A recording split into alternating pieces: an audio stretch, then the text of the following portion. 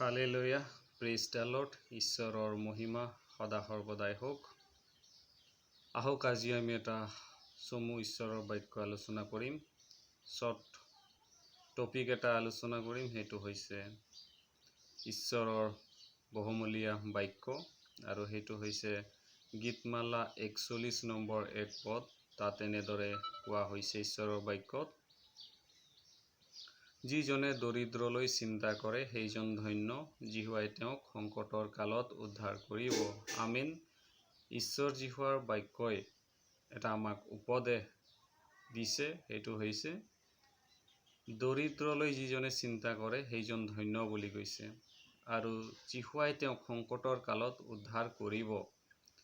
আজি আমি দেখিবলৈ পাইছোঁ আমাৰ গোটেই বিশ্বত এটা ডাঙৰ সমস্যা হৈছে, আৰু সেই সমস্যাৰ পৰা বহু লোকে চিন্তাত আছে, বহু লোকে নিজৰ নিজৰ ভাৱনাত আছে, আৰু সেইটো সময়ত বহু লোকে দৰিদ্ৰলৈ চিন্তা কৰিছে, আৰু বহুজনে সহায়ৰ হাত আগবঢ়াইছে। ঈশ্বৰ জিহুৱাই তেওঁবিলাকৰ জীৱনত আশীৰ্বাদ আৰু দয়াদান কৰিব, আৰু সংকটৰ কালত তেওঁলোকক উদ্ধাৰ কৰিব, ৰক্ষা কৰিব।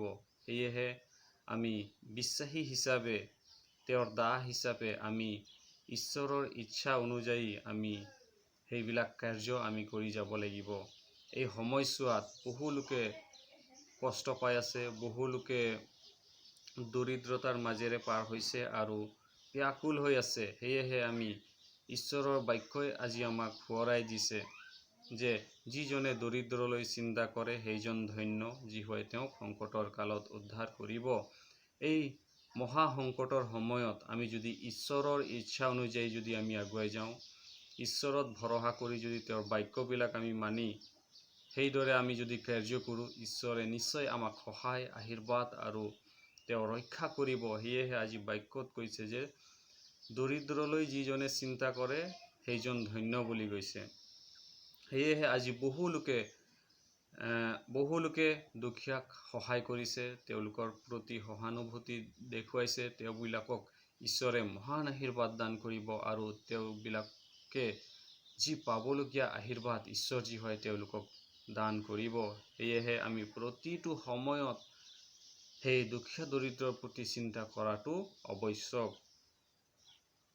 সেয়েহে আমি যদি সিটো পদে 24 অধ্যায় 27 পদত যদি দেখিবলৈ যাওঁ, তাতো সুন্দৰ এটা ঈশ্বৰ জিহুৱাই বাক্য প্ৰদান কৰিছে। সেইটো হৈছে, যি মানুহে দৰিদ্ৰক দান কৰে তেওঁৰ অভাৱ নহ'ব বুলি কৈছে, কিন্তু যিকোনোৱে তালৈ চকু মন্দে তেওঁ অনেক সাও পাব বুলি কৈছে। আমি যদি দুখীয়া দৰিদ্ৰক আমি দেখিও নেদেখাৰ দৰে যদি আমি চলি থাকোঁ, আমাৰ যি সম্পত্তি আছে, যি আমাৰ টকা পইচা আছে, তাৰে যদি আমি দুখীয়াক সহায় কৰোঁ, এমুঠি যদি খাদ্য দিওঁ, ঈশ্বৰে নিশ্চয় আমাক সহায় কৰিব, আশীৰ্বাদ কৰিব।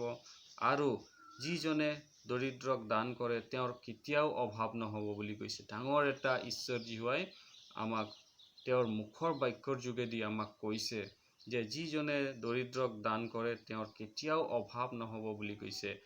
আমাৰ খ্ৰীষ্ট বিশ্বাসী হিচাপে আমাৰ এটা ৰেছপনচিবিলিটি আছে যে আমাৰ যদি অলপ আছে তো তাৰে আমি ভগাই আমি চলিব লাগিব। আমাৰ যদি অলপখিনি আছে, আমি দৰিদ্ৰৰ প্ৰতি আমি সহায়ৰ হাত আগবঢ়োৱাটো ঈশ্বৰ জিহুৱাৰ ইচ্ছা, আৰু সেইজনৰ কেতিয়াও অভাৱ অনাটন নহ'ব বুলি ঈশ্বৰ জিহুৱাই কৈছে। সেয়েহে আমি প্ৰতিজন লোকে সহায়ৰ হাত দুখীয়াৰ প্ৰতি আগবঢ়োৱাটো আমাৰ সৃষ্টিকৰ্তা ঈশ্বৰ জিহুৱাই কৈছে। সেয়েহে আমি সকলোৱে সহায়ৰ হাত এই সময়ছোৱাত, এই সংকটৰ সময়ছোৱাত আমি সকলোৱে সহায়ৰ হাত আগবঢ়োৱাটো ঈশ্বৰ জিহুৱাই বিচাৰে।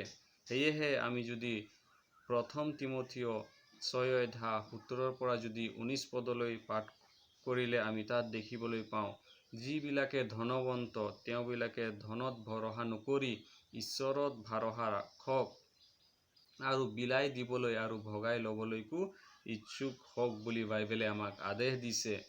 আমাৰ যি ধন সম্পত্তি আছে, যি টকা পইচা আছে, এই সকলো ঈশ্বৰ জিহুৱাৰ দান। সেয়েহে আমি ভগাই ল'বলৈ আৰু বাটি ল'বলৈকো ইচ্ছুক হোৱাটো প্ৰয়োজন। তেতিয়াহে আমি ঈশ্বৰ জিহুৱাৰ পৰা অনুগ্ৰহ, শান্তি আৰু আশীৰ্বাদ আমি ঈশ্বৰ জিহুৱাই আমাক দান কৰিব, আৰু আমি তেওঁৰ পৰা সেই আশীৰ্বাদ পাব পাৰিম। সেয়েহে ডাঙৰ এটা বাক্য আজি আমাক সোঁৱৰাই দিছে যে যিজনে দৰিদ্ৰলৈ চিন্তা কৰে সেইজন ধন্য বুলি কৈছে। আৰু বহু লোকে সেই দৰিদ্ৰৰ প্ৰতি সহানুভূতিশীল হৈছে, সহানুভূতি দেখুৱাইছে, সহায়ৰ হাত আগবঢ়াইছে। তেওঁলোকৰ প্ৰতি ঈশ্বৰে বহুমূলীয়া আশীৰ্বাদ দান কৰিব আৰু তেওঁবিলাকক এই সংকটৰ কালত, এই সময়ছোৱাত তেওঁবিলাকৰ পৰিয়ালত আৰু তেওঁলোকৰ জীৱনত সহায়ৰ হাত ঈশ্বৰ জীৱাই আগবঢ়াব। আহক এই চমু বাক্যৰ জৰিয়তে ঈশ্বৰে সকলোৰ জীৱনত আশীৰ্বাদ দান কৰক। আমেন।